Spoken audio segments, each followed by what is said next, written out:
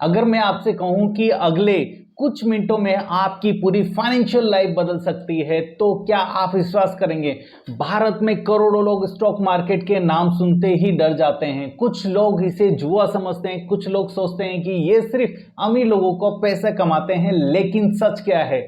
अगर stock market सिर्फ जुआ होता तो दुनिया के सबसे अमीर निवेशक में वॉरेन बफेट, राकेश झुनझुनवाला और जैसे लोग अरबपति कैसे बनते हैं। आज की इस वीडियो में मैं आपको स्टॉक मार्केट का पूरा कोर्स सिखाने वाला हूं। बिल्कुल जीरो से शुरुआत करेंगे और आखिर तक आपको समझ आ जाएगा कि शेयर कैसे खरीदते हैं, पैसा कैसा बनाते हैं और कौन सी गलतियां नहीं करनी चाहिए और बिगिनर्स कहां से शुरुआत करनी चाहिए। इस वीडियो के बाद आपको किसी दूसरी वीडियो की जरूरत नहीं पड़ेगी, इसलिए इसे बीच में बिल्कुल मत छोड़िए। मैं step by step briefly explain करूंगा आपको हर एक चीज। कल्पना कीजिए कि आपका एक दोस्त एक छोटी कंपनी शुरू करता है। उस कंपनी को आगे बढ़ने के लिए 10 करोड़ रुपए चाहिए। बैंक इतना बड़ा लोन नहीं दे रहा। अब कंपनी क्या करेगी? वही कंपनी अपने छोटे छोटे हिस्से लोगों को बेच देगी। इन्हीं हिस्सों को कहते हैं शेयर्स। जब आप शेयर खरीदते हो तो आप उस कंपनी के एक छोटे मालिक बन जाते हो। यानी अगर कंपनी आगे बढ़ेगी तो आपका पैसा भी आगे बढ़ेगा। अगर कंपनी घाटे में जाएगी तो आपकी इन्वेस्टमेंट भी गिर सकती है। यही स्टॉक मार्केट है। आप किसी कंपनी के ओनर बनते हैं और उस कंपनी के बारे में अच्छे से जाने। जहां कंपनियां अपने शेयर्स बेचती हैं और इन्वेस्टर्स उन्हें खरीदते हैं। स्टॉक मार्केट क्यों बना? पहले बड़ी कंपनियों को पैसे जुटाने में बहुत परेशानी होती थी। स्टॉक मार्केट आने के बाद में कंपनियों को करोड़ों इन्वेस्टर्स से पैसे मिलने लगा और आम आदमी को बड़ी कंपनियों का मालिक बनने का मौका मिला। यानी दोनों का फायदा। कंपनी को कैपिटल मिला और इन्वेस्टर्स को वेल्थ बनाने का एक जबरदस्त मौका मिला। शेयर की कीमत ऊपर नीचे क्यों होती है? मान लीजिए एक कंपनी का शेयर 100 रुपए का है। अगर लाखों लोग उसे खरीदना चाहते हैं तो डिमांड बढ़ेगी। डिमांड बढ़ेगी तो प्राइस बढ़ेगा। अगर लोगों ने बेचने लगे तो सप्लाई बढ़ जाएगी और प्राइस गिर जाएगा। यानी स्टॉक प्राइस का सबसे बड़ा नियम यही है कि डिमांड और सप्लाई। लेकिन डिमांड बढ़ती क्यों है? अच्छा, प्रॉफिट और नए प्रोडक्ट्स और अच्छे रिजल्ट, कम डेप्थ जैसे लोन वगैरह कम हो, उनका मजबूत मैनेजमेंट हो, मैनेजमेंट अच्छे डिसीजंस लेता हो और इकोनॉमी की ग्रोथ। शेयर का प्राइस क्यों गिरता है? कंपनी को कहीं पे लॉस हो जाए, खराब रिजल्ट्स आए, रिसेशन हो, वॉर कहीं पे हो जाए और हाई इंटरेस्ट रेट पर उन्होंने कोई बड़ा अमाउंट उठा लिया हो और कोई प्रोजेक्ट या फेल हो चुका हो, तब। एनएससी और बीएससी क्या है?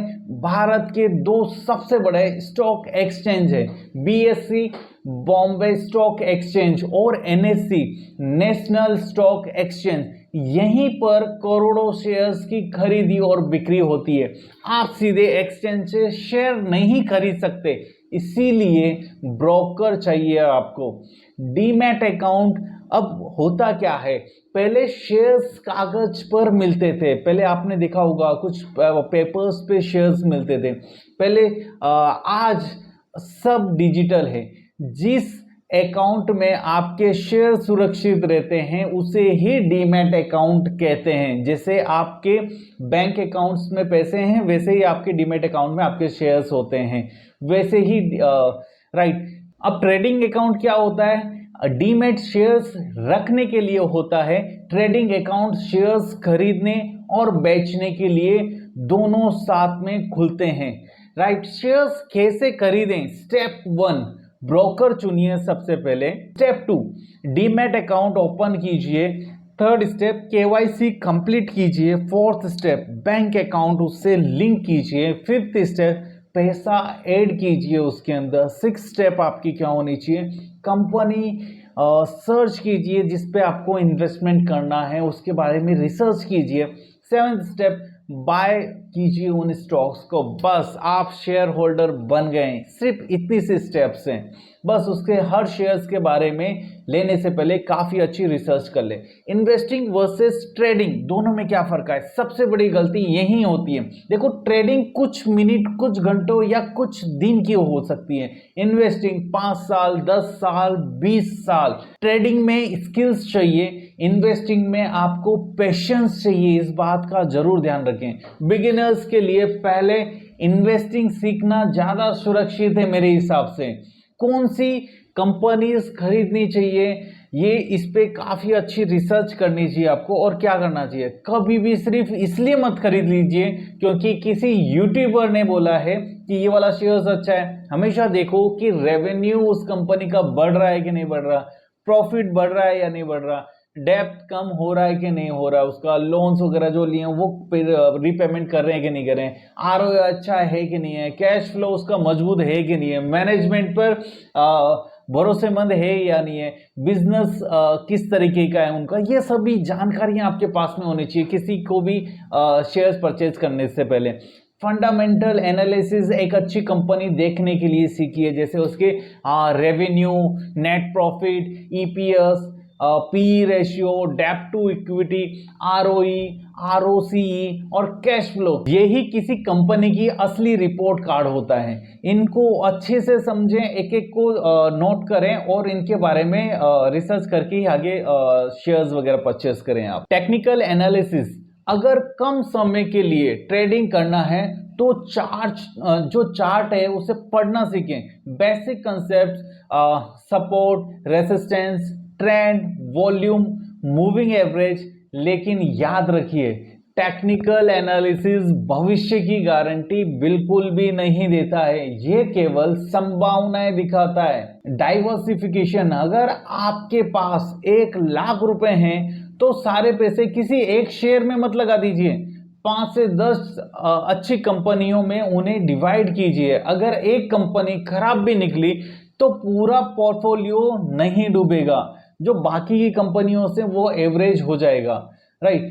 बिगिनर्स की 10 सबसे बड़ी गलतियां कौन सी होती हैं, आज उस पर डिस्कस कर लेते हैं, जो आपको ध्यान देना चाहिए। टिप्स पर भरोसा ना करें, पेनी स्टॉक्स खरीदना बंद करें, फोमो पे ध्यान ना दें, पैनिक सेलिंग ना करें, लोन लेकर इन्वेस्ट करना सबसे बड़ी गलती, बिना रिसर्च कोई शेयर्स खरीद लेना, एक ही शेयर में पूरा पैसा लगा देना, जल्दी अमीर बनने की सोच और स्टॉप लर्निंग कर दें आप तो, और मार्केट गिरते ही डर जाना, तो ये सारी चीजें बिल्कुल नहीं करनी है आपने। लॉन्ग टर्म की ताकत, मान लीजिए आप हर महीने 5,000 अच्छे इक्विटी म्यूचुअल फंड्स या मजबूत कंपनियों में लंबे समय तक निवेश करते हैं तो अनुशासन और कंपाउंडिंग की वजह से छोटी छोटी रकम भी लंबे समय में एक बड़ी वेल्थ में बदल सकती है। वास्तविक रिटर्न्स मार्केट की परफॉर्मेंस पर निर्भर करेगा, लेकिन इसलिए कोई निश्चित प्रॉफिट की गारंटी नहीं, बट कंपाउंडिंग की वजह से लॉन्ग टर्म में आपको अच्छे रिटर्न्स मिलते ही मिलते हैं।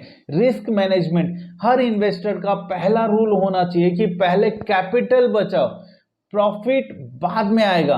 कभी भी इमरजेंसी फंड्स खत्म मत करो, उधार लेकर निवेश मत करो, शॉर्टकट मत खोजो हर चीज में कि ये ऐसा कर लूंगा तो वैसा हो जाएगा, राइट। करोड़पति बनने का रोड मैप, यदि आप सच में वेल्थ बनाना चाहते हो तो इनकम बढ़ाइए। सबसे पहला आपकी इनकम बढ़ाने के लिए सोचिए, खर्च नियंत्रित रखिए, जो एक्सपेंसेस हैं उन्हें कंट्रोल कीजिए, उन्हें लिखिए, फिर मैनेज कीजिए। हर महीने निवेश की आदत बनाइए, छोटा ही अमाउंट क्यों ना पर इन्वेस्ट करें। अच्छी कंपनियों या डाइवर्सिफाइड म्यूचुअल फंड्स चुनिए, लॉन्ग टर्म तक बने रहिए, इन्वेस्ट कीजिए लॉन्ग टर्म के लिए, लगातार सीखते रहिए, अपने स्किल्स को डेवलप कीजिए, भावनाओं से नहीं स्ट्रैटेजी से निवेश करना सीखें। दोस्तों, स्टॉक मार्केट कोई जादू नहीं है, ये एक मशीन है जो धैर्यवान लोगों को समय के साथ रिवॉर्ड करती है और जल्दबाजी करने वालों को परीक्षा लेती है। अगर आपका लक्ष्य एक दिन में अमीर बनना है तो शायद स्टॉक मार्केट आपके लिए नहीं है, लेकिन अगर आपका लक्ष्य अगले 10-20 सालों में अपने फाइनेंशियल फ्रीडम पाना है तो ये आपके लिए सबसे शक्तिशाली साधनों में से एक हो सकता है। आज की वीडियो में सिर्फ जानकारी मत लीजिए, बल्कि पहला कदम उठाइए, सीखिए, समझिए और फिर सोच समझकर निवेश कीजिए। वीडियो अगर आपको ये कंप्लीट स्टॉक मार्केट कोर्स पसंद आया हो तो वीडियो को लाइक करें, चैनल फाइनेंशियल विंग्स विद देव को सब्सक्राइब करना ना भूलें और कमेंट में लिखें मैं अपनी इन्वेस्टमेंट जर्नी शुरू करने के लिए तैयार हूं। अगली वीडियो में हम सीखेंगे कि पहली बार शेयर खरीदने से पहले किन कंपनियों का पूरा एनालिसिस कैसे करते हैं।